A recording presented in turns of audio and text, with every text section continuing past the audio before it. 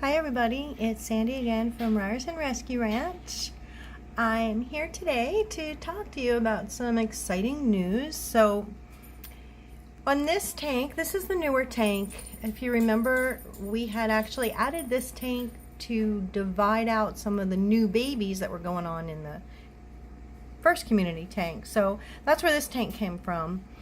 And when I purchased these fish, I had mentioned to the guy, half jokingly, but half not, that I would love to see that fish. I wanted a male and a female. That's the male, and the female's over here. I'm not quite sure what they are. I think they're mollies, but if you happen to know, just add it to the comments below. Anyway, so I said that, wow, that would be really pretty if we could get those guys to have babies like I did with Romeo and Juliet. So he kind of, I don't know, it could have been my perception, but I thought he was like a little taken aback of where did I come off thinking that I am a fish breeder, which I'm not. I'm not a fish breeder. I don't want to be a fish breeder. That's the irony.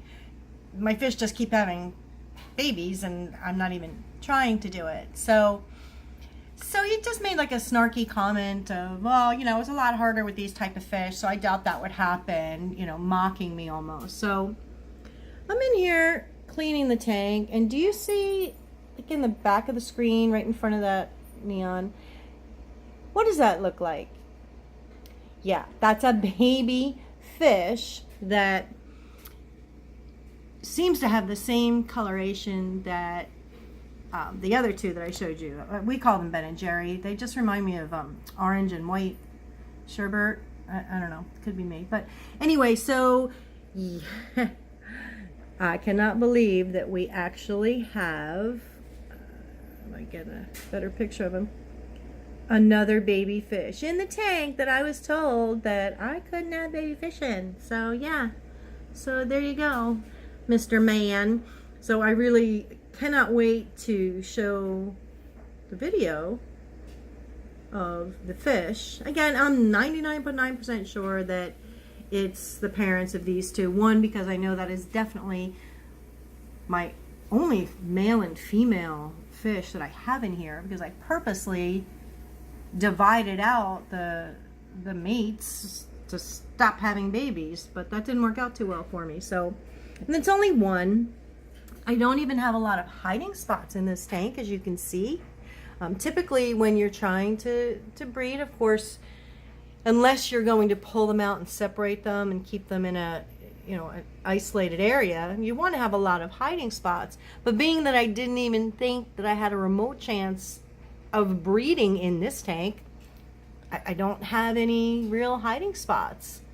I mean, I suppose obviously this little guy managed to hide somewhere, but I would have, had I known that I was going to be breeding, I would have gotten some more decor, like that castle that I had in other videos in the community tank, things of that nature. But, and I thought about adding them, but I don't really want to have any babies in this tank. There's really not a lot of room for them, but this little guy is pretty funny because we believe that he is the baby of this one and the other one. I call them Ben and Jerry because they remind me of ice cream. We are calling this baby Baskin, as in Robbins.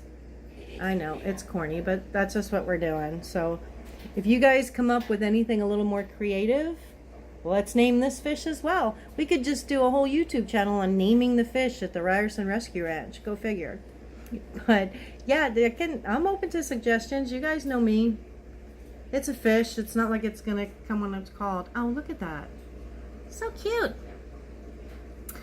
But yeah, so that's a little interesting tidbit. But other than that, these guys are doing really good. I don't know if you had noticed or not, but we did pull Prince. That's the guppy. I pulled him out of the tank. If you see his tail, I noticed that he was getting nipped from the other male guppy. The babies in there, I'm going to do another video on that. That tank is crazy. There's a dozen babies that were born on Easter. Thought it was 4, then I thought it was 7. I believe it's 12. It could be 13 or 14.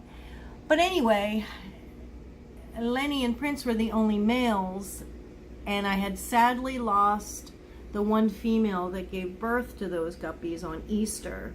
She did pass away the next day. I'm not quite sure what happened, but that was sad. So the ratio was off in that tank, in the guppy tank. We just had the 2 males and 2 females. So, of course, they started fighting. So, for the meantime, I really didn't want to set up another tank. So we pulled Prince out, put him in here until his tail recovers. And we might switch them back and forth. Mike had a good idea. He's like, just rotate them, you know, every other month or so, and we'll have to see. The babies are going to grow up, obviously. I still don't know what I have, males and females. We may have to kind of fine tune it. Again, going back to one of my earlier videos, that is why it's so important that you pay attention to your fish. You know what they should look like, notice any changes, and be prepared to have a backup plan. Like I had to move him rather than set up another tank. I did some research, said, yeah, he can go in this tank, that's fine. Well, I'll let him go back in there with his females and put Lenny in here. But once I know what the ratio is going to be in the guppy tank, then we'll have to just figure it out. I do have another 5-gallon tank on standby, as well as a 25-gallon. Not crazy about the glass on that one, but as a backup tank, if I had to, it'll work. I do like to keep one spare tank, though, as a quarantine tank. You never know. So that's something you might want to consider, too. Always be prepared for the worst. Hope for the best, but be prepared for the worst so you're not caught off guard. Because the ones that are going to suffer are going to be the fish. And that would hold true, obviously, with any animal. You always want to have a backup plan. So what I'm going to do now, I'm going to pop over to the guppy tank, and I'm going to give you a little sneak peek on what's going on in there.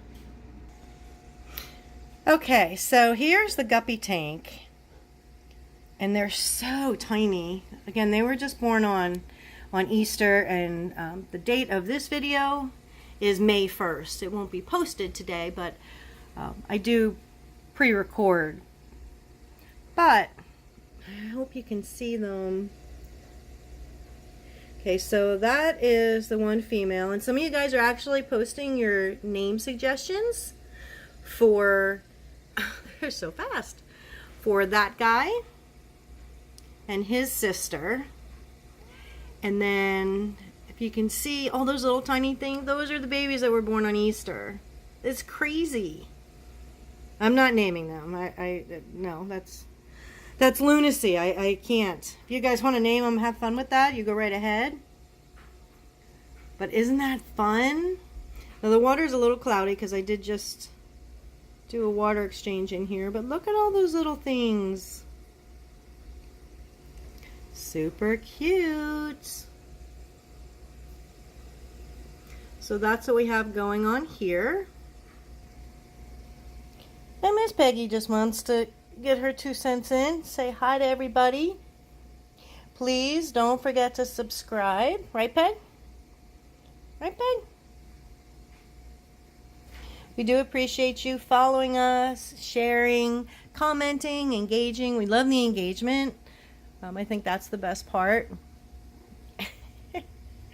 And Peggy, of course, has a really good shot to this tank right here. She never messes with the fish, though. Oddly enough, Peggy's really mostly human. She's just morphed into a little cat body. And she likes to get her airtime. I know, silly.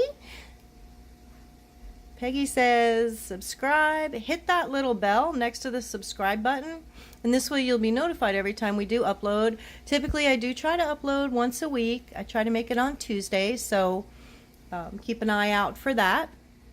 I'm going to try to get some different videos going for you. So if there is anything at all that you would like to see or like to talk about, mention it in the comments and I'll be happy to go over it for you. Right, Peg? All right. Well, once again, thank you so much for watching, and I hope you all have a paw-tastic day. Bye.